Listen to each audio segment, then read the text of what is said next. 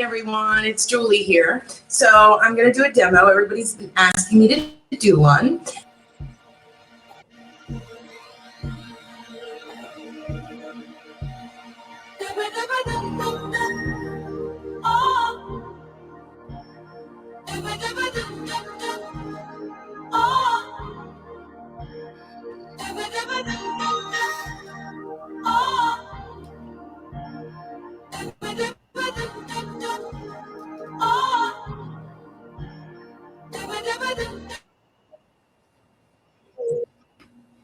Well, welcome everyone to this special tribute to Julie Thompson. We have her mother, Gina DiBartola, her best friend, Jenna Campbell. Hi. 8 years ago on this date came one of the most horrific times in my life. We're all going to be emotional with me starting. But yeah, we're actually here it's July 18, 2015. And I know the call came in Eastern time because I'm here in California. It's 100 degrees and I'm getting broiled, but thank God I'm in air conditioning and modern conveniences. But the last 10 years for all of us has been very, very difficult. And we've all been our different lives and how we're trying to cope with this, even though it's 8 years ago. So I'm going to use the word squish, Gina DiBartola. In subsequent podcasts and videos down the road, we'll get into our relationship because there's a lot there and a lot to discuss. And through that relationship with Julie, as you can see the little picture on the top right-hand corner with Gina and Julie as a little girl. And then her best girlfriend, Jenna Campbell, is there with us. Yeah. Yes. So welcome all of you with this special edition. And Squish, I think maybe as her mother reflecting, and thank God we have this technology now to expand this to all friends, family, whoever is going to be seeing this, and hopefully the message you and Jenna will be able to convey will be out there. So go ahead. Well, I've always wanted to do this and didn't know how it was going to happen, but thanks to Carl, we got this going. And, I hope you get the message here tonight that, I've lost my daughter, and that's the hardest thing you could possibly go through in your life. However, you got to pick up the pieces and move on for them.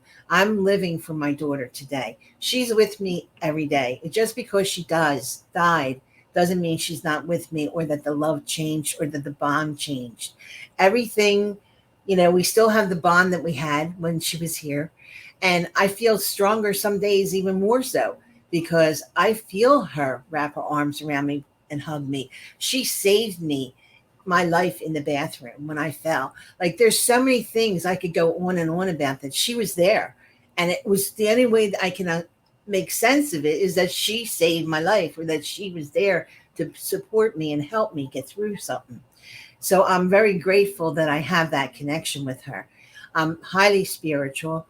I'm clairvoyant. I'm an empath. I feel things. So I think that helps with me getting the connection with her even stronger. So, that's been the beauty of all this. But I want you to know that just because they pass away and they leave us on the earth plane doesn't mean that they're not with us every single day, because my daughter is, and I'm grateful for that. That's what helped me move on, helped me get stronger. I haven't moved on. I mean, there's still that hole in my heart that will never fill. I miss her dearly every single day, but she doesn't want me to cry. I mean, she gets upset when she sees me crying and mourning over her, because she wants me to live my life and be happy. That's what she wants me to be. And she makes that very clear with me. So, it's been a lot. It's been a lot, but through God, my angels, and wonderful friends like Janet, she was like a second daughter to me, and Campbell, who's like the bright light of my life. I mean, if it wasn't for them and Brad, her husband, they made me feel so comfortable, and I felt so part of the family, and it helped me heal. It helped me heal. And I just want everybody to know that you can heal from a horrible tragedy like that. And it was a tragedy. It was a Terrible tragedy. Plus, we're in South Jersey, and she lived in North Jersey, and then trying to get her things and all that, it was just a nightmare. But we got through it. We got through it, and thank God for Jenna. She was there supporting me every step of the way, and I'll always be truly grateful for that. Jen, I just Yeah. posted a picture of Julie with Campbell. Campbell on the top right. So, and that you Oh. had her in May of that year, right? And Julie passed only 2 months later. So let's go ahead, reflect back on that time. Yeah, that was incredibly hard to be a first-time mom and have a 2-month-old. Yeah. I was struggling with breastfeeding, drastically struggling with breastfeeding, I remember. which any mom can relate to that, and also with sleep, Oh, yeah. And then I remember I took a break to have some dinner, and I think Campbell was sleeping, or maybe my husband had her, and then I got that call that I'll never forget. The horrible And call. yeah, and it was just so strange to be so happy because I was this new mom with this beautiful baby, and then to be so sad and grief stricken at the same time. It was very, very confusing time for me. And that went on for months, for months that went on, and years, it was very hard. It was weird because it felt like Campbell came into my life and then Julie left my life. That's exactly what And I don't know. Yeah, it's exactly what happened. And I don't know what that's about. Like, I feel like their souls are very much connected, Julie and my yeah. daughter Campbell. And I don't know if they couldn't be here at the same time. I don't know what that was about, but it felt like there was something to it that Julie wanted to watch over be here at the same time. Yeah. Yeah, I don't know. Or like Julie wanted to watch over her in a way that like she couldn't if she was here. Right. Like in the physical world, Mhm. I believe that. Think that. Yeah. Yeah. I often think that like she was so protective and so loved her so much that she was like, how about how she used to get mad at me holding the baby? She used to be crazy with me holding the baby. You're not holding her right. She used to get so mad at me. Your mother used to get hysterical. I remember that. She's like, listen, she raised you, Julie. She knows what she's doing. Yeah, it was funny. Yeah. So that was an interesting, very hard time. But what we've done is since since that moment when Julie passed, we've talked to Campbell about her angel, Aunt Julie. And we have pictures of her in her room holding Campbell, and we talk about her literally every day. She has a little blanket that she calls her Aunt Julie blanket, and she has a couple of bears that she calls her Aunt Julie bear. And she won't go anywhere to sleep. Like, she won't sleep at my in-laws without this blanket because she's like, that's my Aunt Julie blanket. It goes with me where I go. And she knows Julie is her little guardian angel. So she's watching over all of us. That's for sure. That's the one thing. And it makes Campbell feel more protected. It makes her feel safe and I comforted, always felt so grateful. Even though she only met her when she was 2 months old. Yeah. And you always kept her alive with Campbell, and that I was always grateful for that because she knew Aunt Julie. She even got to watch Aunt Julie's movies, the movies Carl did. So she knows who Aunt Julie was. And that was a beautiful gift, which helped me too, because it helped in my healing as well. Well, I'm just checking about who's the week. Did we lose Jenna? I think so. She'll come back. Yeah, she's been having a little bit of technical problems there. Yeah. Actually, Gina, we're getting your friend Ernesto is watching as you see the little comments on the side. Hi, Ernesto. Yeah. I see that. I'm back. You back? Yeah. I'm back. Must have lost connection, but I'm back. Okay. But we try to keep her memory alive by always talking about her and her life. And I do it. My husband Brad does it, and even like my mom and family members, like everyone talks about Julie, and she was important to us all. And it keeps her alive for Campbell. And even there'll be random times where Campbell will be like, Mom, what was Aunt Julie's favorite color again? You said pink, right? And like, yep. And we'll talk about that and how she loved. Yeah, it looks like Jen is having some internet problems, but showed her a little bit about how to come in and out, and she's on Wi-Fi at her home, and hopefully I'm you back. get back. You back? Back. Yep. Yay. I'm back. I'm back. You're back. Sorry. It's okay.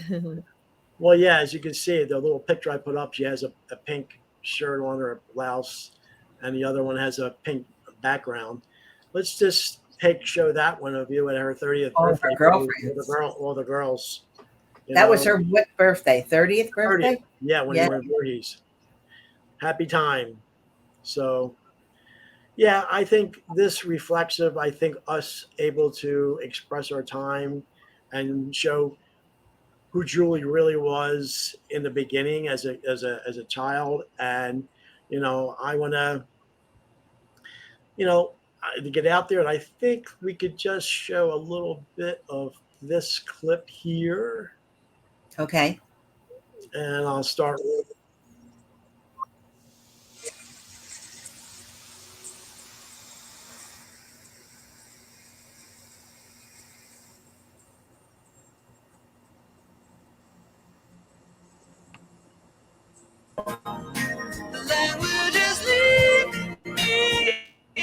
So here's the little girl.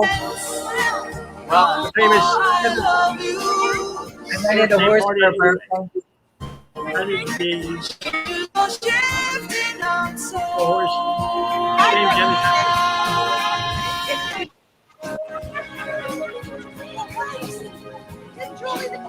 All her cousins.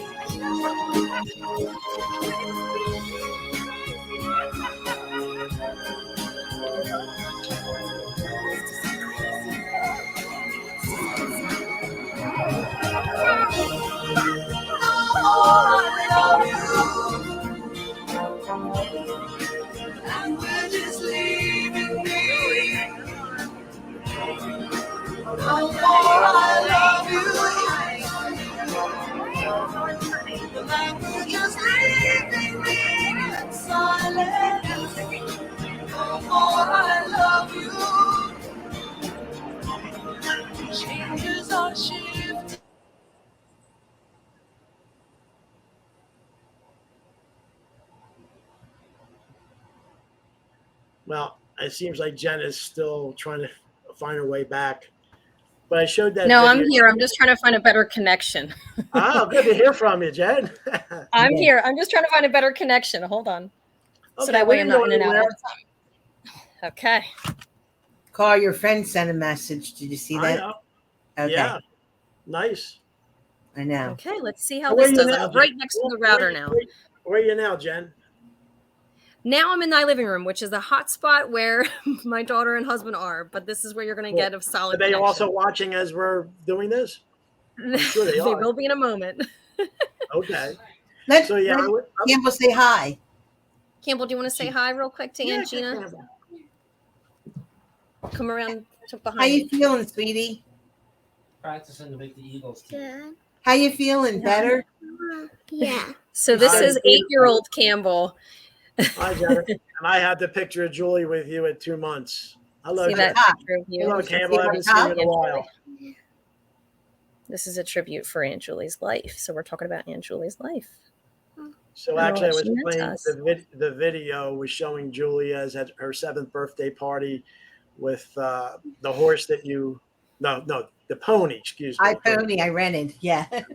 And that little one, it was ironic that how that was, and I'm the one who's always taking the videotape and of the show. Thank God we have it.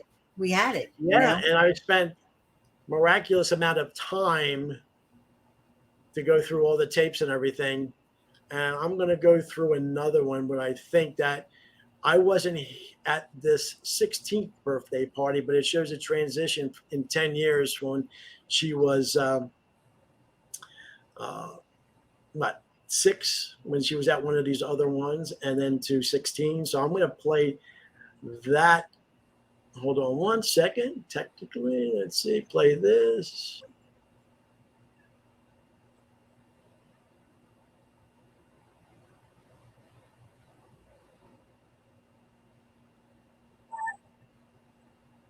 Your famous walk.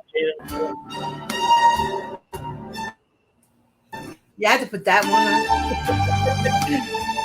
I remember she was aggravated with me. She didn't want to party. Yeah.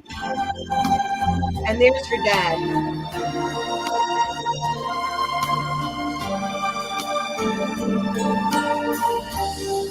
This used to be my playground. This used to be my childhood dream. This used to be the place I ran to whenever I was in need of a friend. Why did it have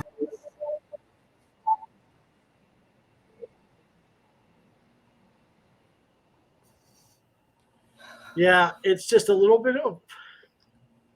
I was not at that party because we were not together at that point, and luckily your sister took that video.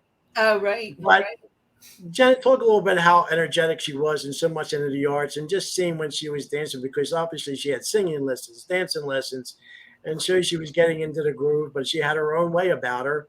So it shows the transition from a 6-year-old at that one dancing recital to 10 years later at her sweet 16 birthday party. So I know I wasn't there, but I was glad to at least found that tape that Gina's sister took at that time. So that transition. So when did you meet Julie? Did you know her that as a young girl, or you got to know each other later on?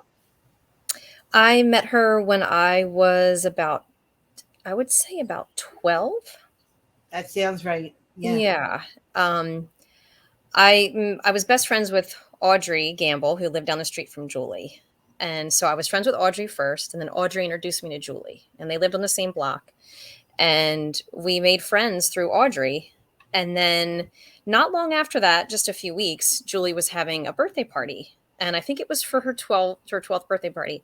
And she invited me to come. And I was like, oh my gosh, Julie invited me to her birthday party. And we like just kind of met. And I was so touched that she wanted me there. And it was a small group of girls. We had a sleepover, and it was like the best time ever. We did skincare, didn't we? I think that's the night my we did. business was skincare and electrolysis, so I think I did facials on all the girls, and it was like skincare, how to take care of their skin and everything. And look at Jenna, how gorgeous her skin is. So it worked. Whatever I taught them was good. Yeah. Yeah, we just had a blast, and I was so touched that she invited me. And then that was kind of the beginning of forever. Yeah. with Julie. After that, we were. And with me, because we got really close.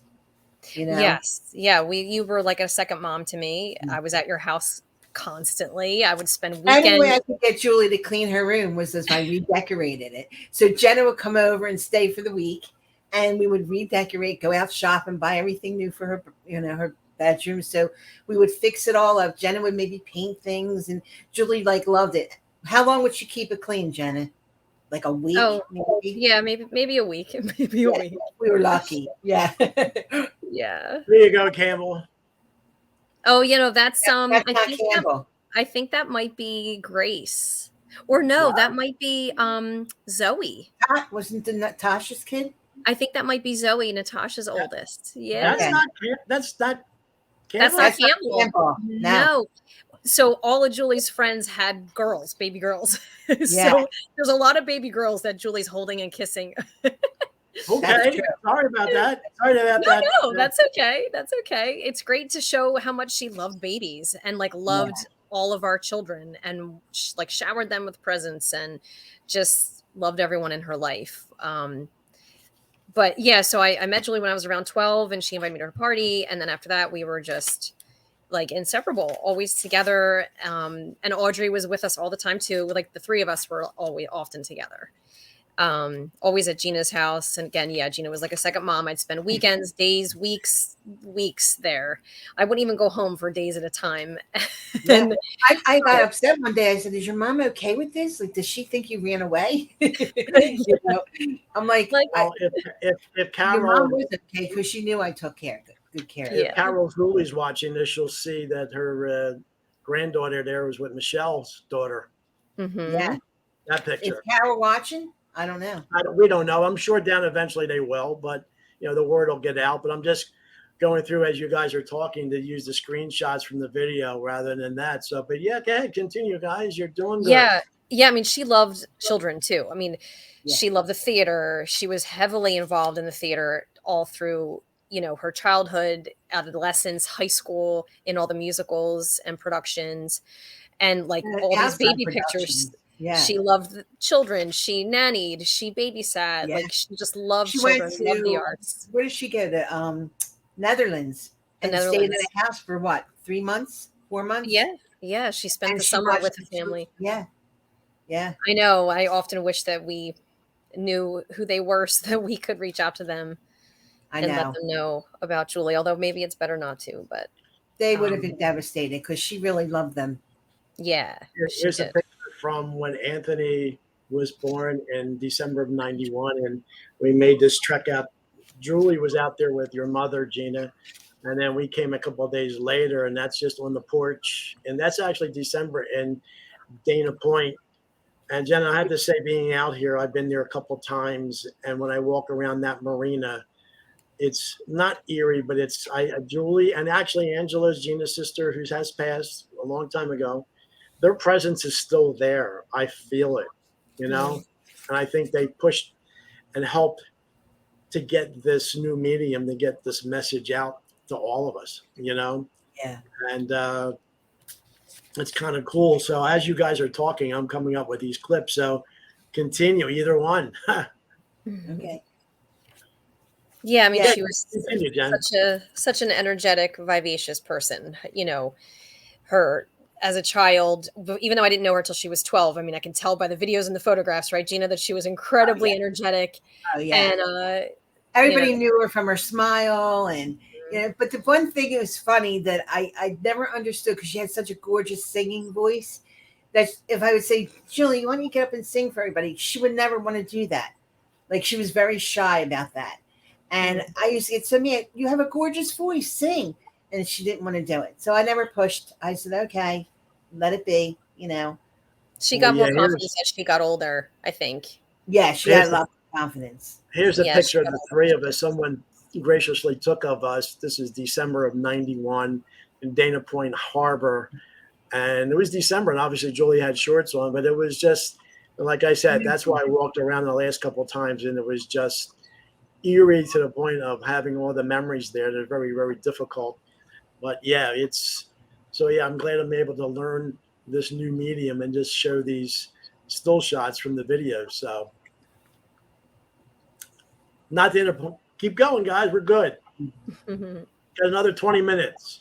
Yeah, right. so yeah, but then as she aged, she, obviously was, super social, and everybody loved Julie. I mean, all the different groups in high school, from the performing arts people to, Oh my God. everyone.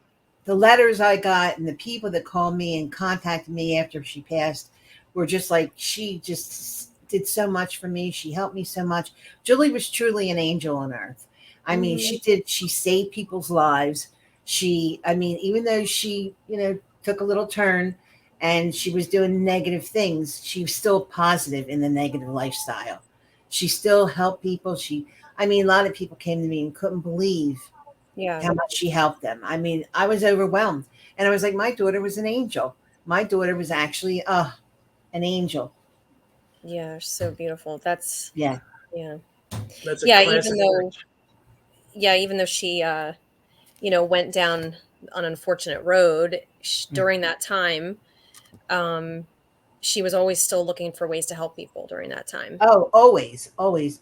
And the funny thing is, she didn't do traditional, like NA or AA or any of that. I would find healers. And my daughter went to like Eric Clapton's place. I mean, we sold a car to get her to go there. I went over and above. I brought her to healers. I went to Massachusetts. My brother had a plane at the time, and he flew us to Massachusetts. And this woman was supposed to really help them, like an addict with relapse, and it didn't work. Nothing worked. I mean, I tried so hard with all different, ways to help her and heal and spend the money on different things that people wouldn't normally do. Yeah. And it just never worked. It never worked. And it used Yeah, I to mean, break. we haven't actually really talked about how she passed. I mean, we're kind of touching on it, but do you Right. want me to explain, Gina, or do you want to? Yeah, we can explain. Okay. Yeah. Well, my go daughter ahead. had addiction. She had a disease with heroin, and as beautiful as she was, and people didn't even think that she was on drugs because she was always looked good. Well, I always made sure I did facials on her, and I did things to make her always feel good about herself, get her hair done. So I kept her looking good, and people didn't believe that Julie had a problem. And that was the hardest thing. I mean, when you're dealing with a child, they're sick, they have an addiction. It's not their fault. I mean, there's so many times that my heart just broke. I mean, so many times. Jenna knows we went through so much with her. I mean, there for a while. And, I did the best I could to try to help her, and prayers, and, God got me through. And the funny thing is, as she was going through that, I was trying to heal myself. Oh, that picture. I was trying to heal myself because I felt so broken. I couldn't help my own child. And I'm doing all this healing work and helping people, and yet I can't even help my child. It was like so very difficult, very difficult. And I just kept doing more classes after more classes after more classes, trying to better myself. And I became healer, master healer in a few things. And it was, it was a beautiful, beautiful thing for me. But it didn't save Julie's life. But I believe in the long run, it brought Julie to where God wanted her. He felt it was her time, and I had to deal with that when she passed. Then she wanted to move up to North Jersey for a job. I did not want her to go, and her job then became her addiction, and she kept working overtime, going here, going there, traveling all over. And I kept saying, you have no support up there. You have to come back home. I didn't want her up there. And she ended up moving in with a friend. And then that didn't work. And then she moved in with another girl that she really didn't know. And the girl didn't know her situation. And that's where it happened. Julie went out one night, came home, got food, like her normal routine. And they found her dead. And I got a phone call, and that was the worst phone call I ever had in my life. The detective was such a, she said to me, "Are you Julie Thompson's mother?" And I said, "Yes." And I said, "How can I help you?" And she said, "She's dead." I went, "What?" And I just screeched, and I threw the phone, and car come running out. And that screech was I just screeched. the I most was like, horrific thing I've ever heard in my entire life. And I knew just from that somebody talked to me like that. I'm a mother, and we weren't Julie didn't look like a drug addict. She kept herself nice, and she just never looked like a drug addict. And that's why I think it's also important to explain that she relapsed after a long time of not picking up. So she definitely didn't look like your look how great she stereotypical. looks. This was Easter 2 or 3 months before. This was April. Look how Right. great. And we brought all the food up to North Jersey for Easter dinner, and her combination Easter and her birthday. Look how great she looks. That was in April, and then she died in July. So Correct. if there's anything that people can take from this, is that even if you're in your addiction and you think you're doing well and you're in recovery and things are going okay, it does not take much for you to pick up again. So you have to keep your supports going, your community going, your meetings, whatever works for you. You've got to reach out to people if you're having a hard day, because you look at her in April here, and then July is just a few months later. Yeah. But she was doing really well for a long time. Really long. Yeah. And we need to go back really, because she started using maybe when she was like a junior in high school. Yeah. That's when it began. But she was working. She was working in Voorhees, and did not happen with the people that she hung out with or she grew up with, because our school was good. That there was no drugs there. It happened when she started working in Voorhees at a restaurant, and the girl shot her with heroin, and that was the end of it. Well, it started with coke. Oh, was Like it? just like yeah, they were in the bathroom on a break at this restaurant she was working at, and it started with coke, and then within 2 weeks it went on to the heroin. So it didn't take long. Thank you. I didn't know that. Yeah, it didn't take long to, but she was already kind of on this little path. Like she was like wanting to party and was like, drinking and, smoking and dabbling in some pot and different things. And then and I noticed this, like, as her best friend. You came to me and you said, Gina, don't let her go to that rave. She'll kill herself. And I said, yeah, she was planning on going to a rave, and she had told me, like, I'm going to try everything, and I'm so excited. And she had already started dabbling at this diner, and I was terrified of her going to this rave. I wasn't sure if she'd make it home. And so I went to Gina and told her what Julie had been up to. I was just stunned. I was stunned, but I was so grateful that Jenna had the courage to come to tell me, because most kids keep that all hush hush. They don't talk about their friends and tell you what's really happening. And Jenna had the courage to come to me and tell me. So I always called Jenna my angel from that day on, because she let me know what was really happening, because I didn't know. Jenna, that wasn't that specific weekend she was supposed to come down and meet with you, and she was complaining about back problems and the reason why she didn't come down, and then she found something that thought she could take for whatever she was experiencing, and that's what happened. Yeah, that was flashing forward to her, the end of her life. So she started using in high school, and then it was a long road all through the end of high school. She got a scholarship to go to college for the art, like theater and the arts, and did not go to school because I told her, you're not coming home in a body bag. You're not going. Yeah, she didn't go because she started going down this this path of drug addiction and drug abuse. So she didn't go to college like she had planned. And then all through her 20s, she was battling this addiction off and on, rehab, like so many. And then in her late 20s, early 30s, she started to get it together here and there. And she'd have long patches of time where she was doing well. And then she would relapse and then fall off, and then she'd do well again. But then at the end of her life, like Gina had said, she got a job in North Jersey and loved this job. And it was like a very professional job where she was in sales for educating children. And they loved her. A lot of money, and he kept dangling a carrot in front of her face. Well, you're going to get this bonus and that bonus if you do this and if you do. And I used to get so angry. I said, Julie, your addiction now is your work. I said, he's dangling a carrot in your face. I said, just come back home. This is not working out. And then she started getting vertigo. Do you remember when she got the vertigo, Jenna? She started she was really stressed out with work because she loved it and wanted to do well. She always felt so ashamed about her drug addiction and wanted to succeed and show everyone the best. Do it. You know, I have to mention that I was in marketing and sales all my life, and I had a background in it. But I know Julie was never really in sales, but how successful she was and how she was able to be successful because she was on stage. When she went into a school to make a presentation, she was that actress that they were captivated by her. She could have sold them anything, but they would have bought it. A blind man in a pair of glasses, I used to say. Exactly.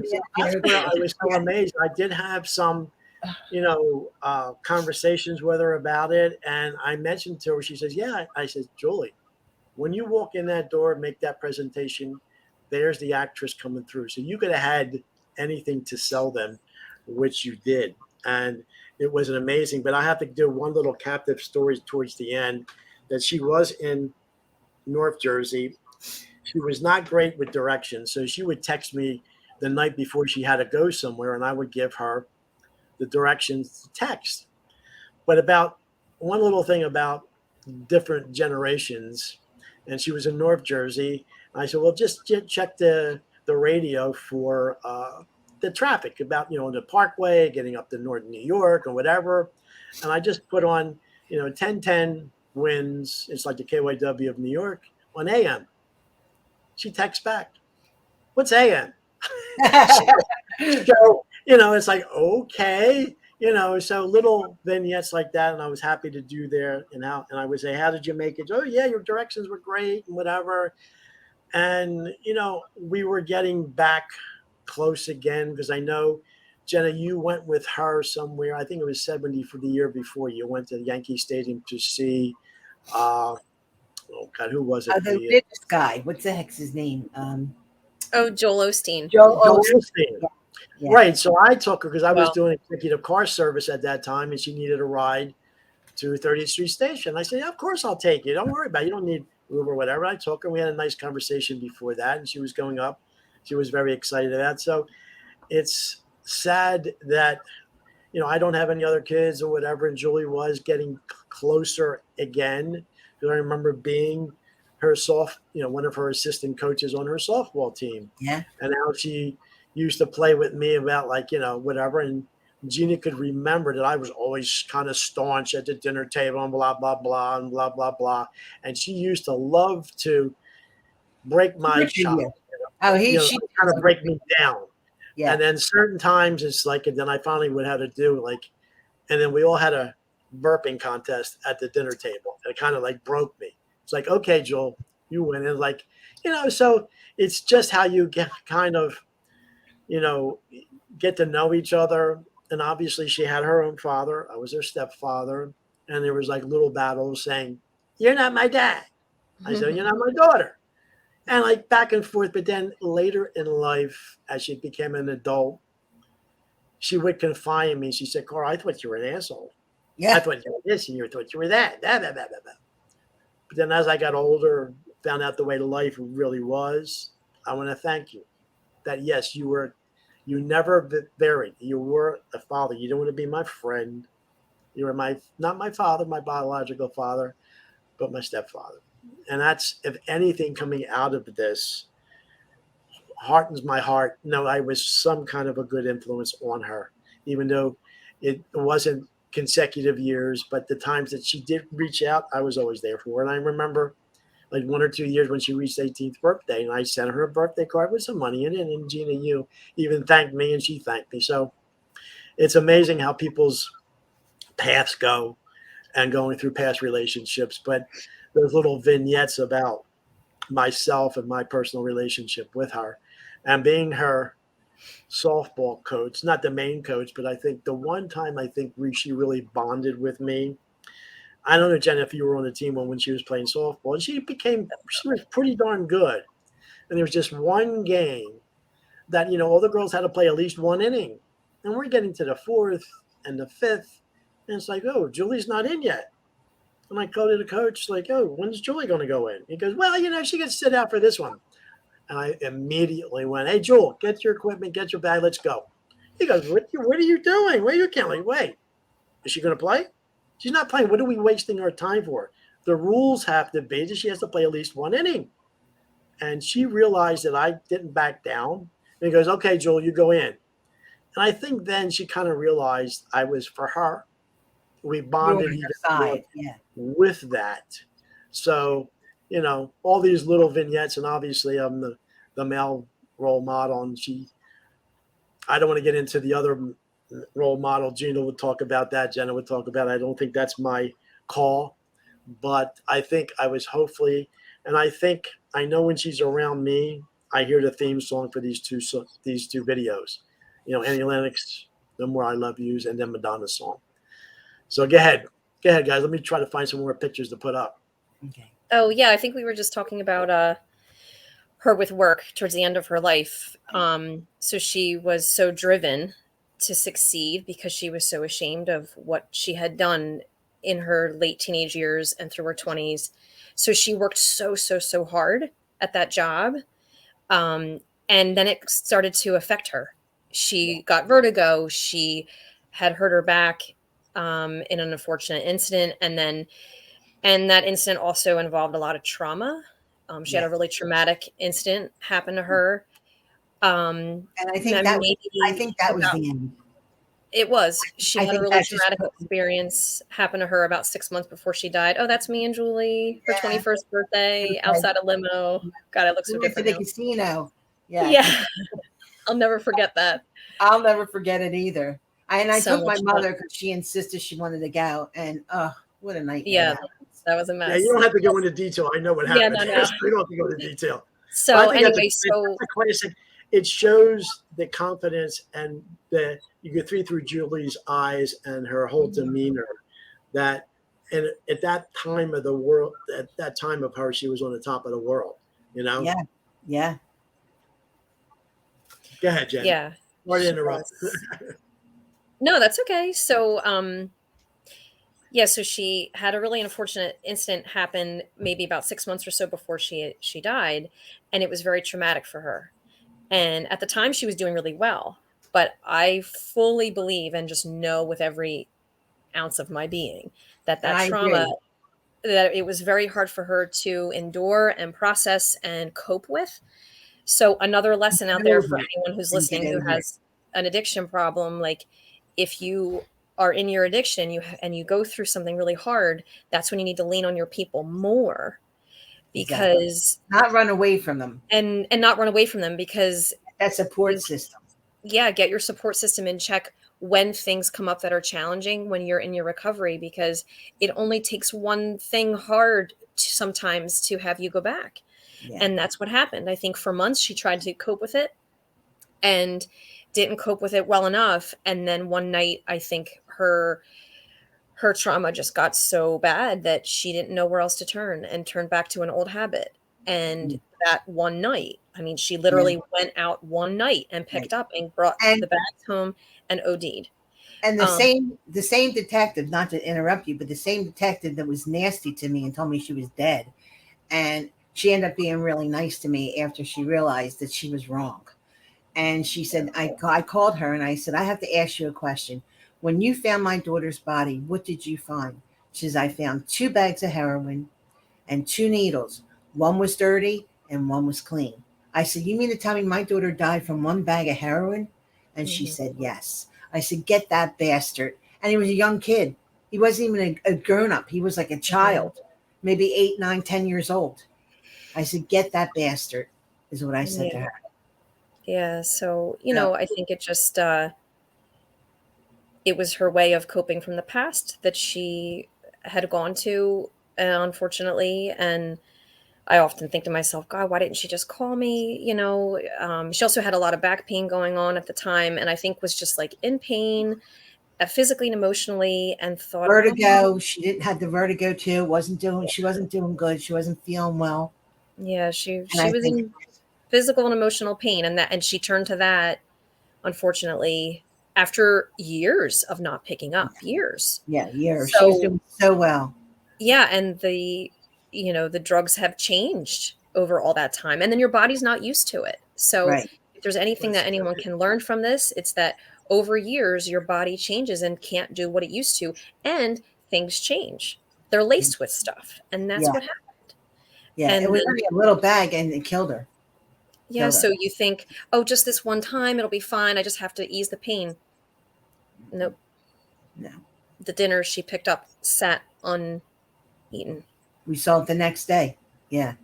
So, there's a lot of lessons to be learned here as far as, to just keep your support system in check. Really strong and in place. Yeah. Yeah. So she was 33.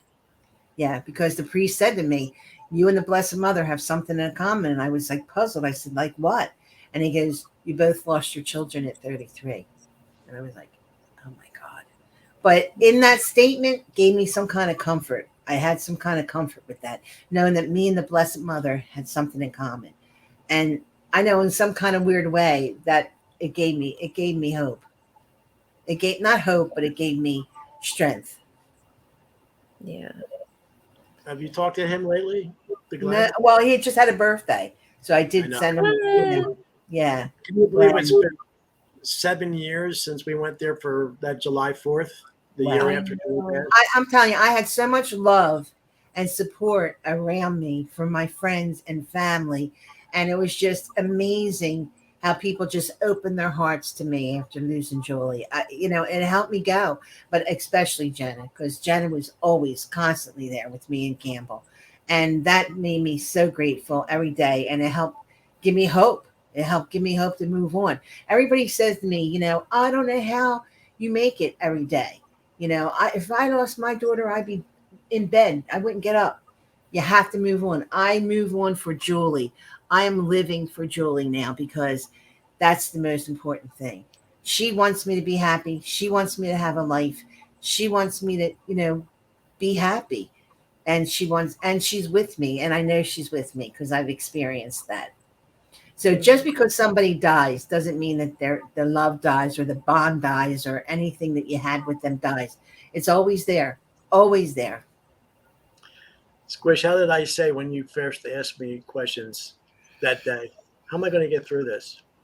You One say day at a one time. step, one day at a time. One step, one day at a time. Yep. And here we are 8 years later commemorating what Talking happened, about it. transpired that day.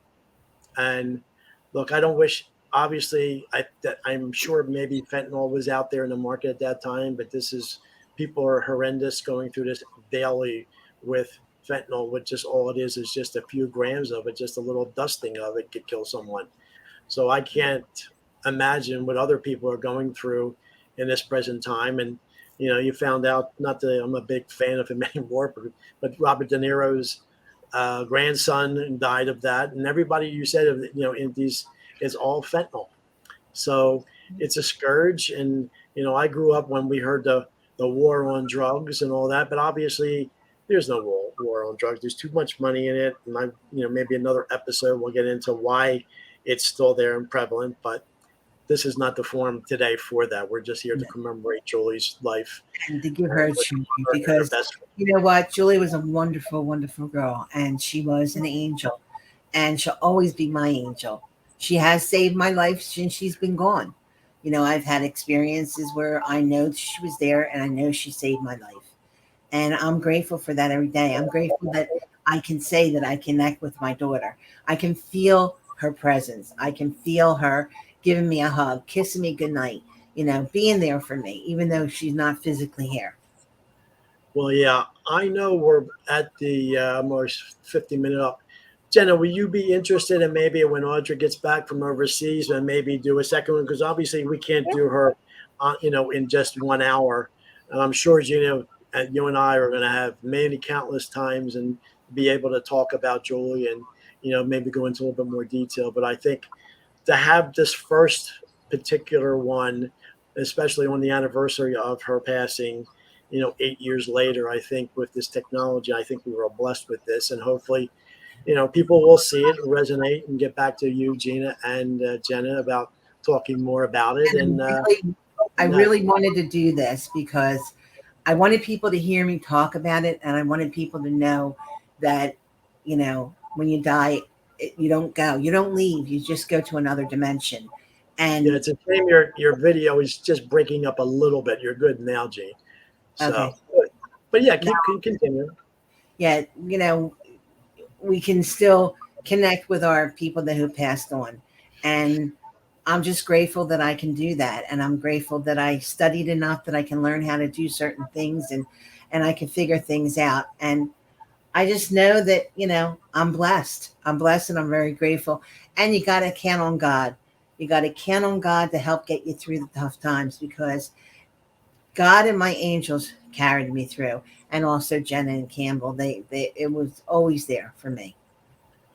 Well, we're gonna close this out in a little bit, but I think we're gonna just screen share one little last one about a little goodbye from Julie. So give me a second here. Thank you all for listening and love to all of you. Well, we're not totally done yet.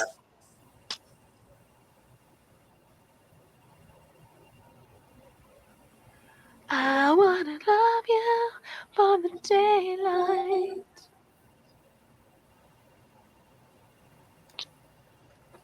Bye-bye.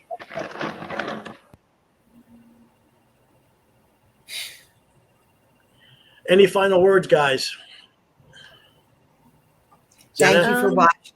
Yeah, thank you everyone for watching. I just want people to know that even though she had that rough road for a long, long time, she was a light, and she was full of love and talent and just deep passion Right. for the people of her life. And that's what we all remember of her. So even if you're struggling and you're on a rough road yourself, people think of you with the light that you are, as we think of Julie with the light that she was. And that's what we remember, and she was so much. She was everything. She taught me how to unconditionally love someone. Through all the ups and downs we had, that was my biggest takeaway, was that I learned unconditional love. And I learned that from my parents too. Don't get me wrong. She's not the only person, but I learned it from her in a way that I just can't explain. And I'll be forever grateful for that. So she taught me so You guys much. had a bond. You had a really strong bond. Yeah. Yeah. I mean, we were soul sisters for Yeah. sure. But I think anyone who knew her felt a spark of love and passion and an energy from her that was unlike anyone else. Yeah. I think anyone She who was met her unique. could say that. She And was she was unique. very strong. Strong. She was my angel. Always will be. Love you, Jewel. But thanks for having me, and thanks for asking me to be a part of it. It's so Yes, of and course. hopefully we'll be, It's an and honor. hopefully we'll be able to do a second one and a third, and then down the road. Yeah. Gina's video's breaking up a little bit, so yeah. I want to just thank everybody for being here and whoever's watching. And as they say subscribe, press the like button. If you're going to watch us on YouTube, please do that.